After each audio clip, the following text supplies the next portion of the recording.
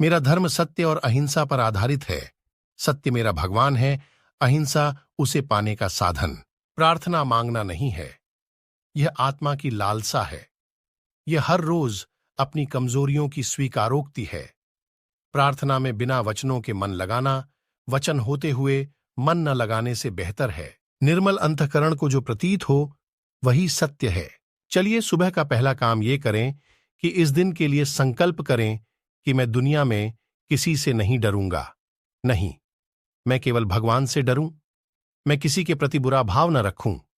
मैं किसी के अन्याय के समक्ष झुकूं नहीं।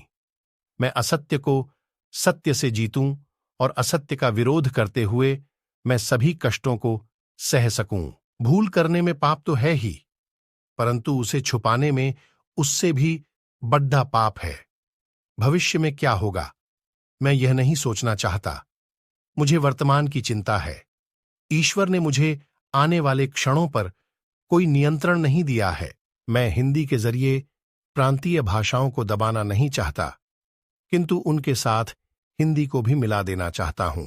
जो समय बचाते हैं वे धन बचाते हैं, और बचाया हुआ धन कमाए हुए धन के बराबर है। व्यक्ति अपने विचारों से निर्मित एक प्राणी है। वह जो सोचता है वही बन जाता है। काम की अधिकता नहीं, अनियमितता आदमी को मार डालती है।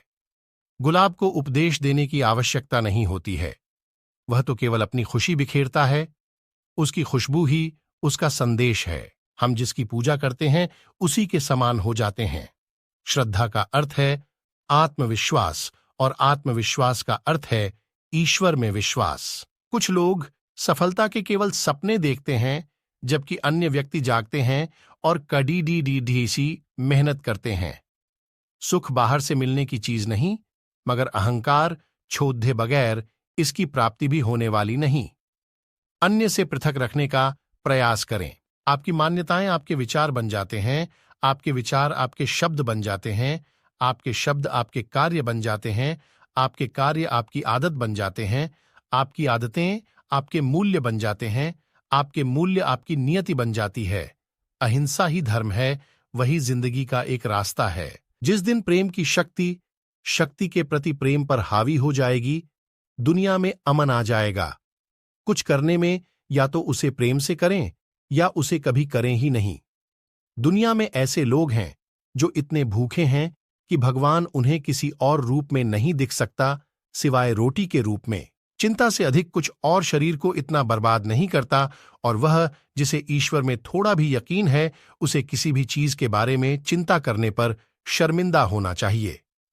प्रेम दुनिया की सबसे बड़ी शक्ति है, और फिर भी हम जिसकी कल्पना कर सकते हैं उसमें सबसे नम्र है।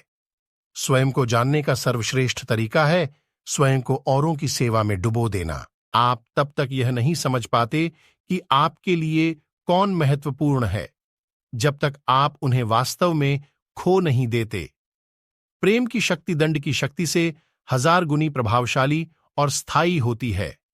जब तक गलती करने की स्वतंत्रता न हो तब तक स्वतंत्रता का कोई अर्थ नहीं है। जो भी चाहे अपनी अंतरात्मा की आवाज सुन सकता है, वह सबके भीतर है। पाप से घृणा करो, पापी से प्रेम करो,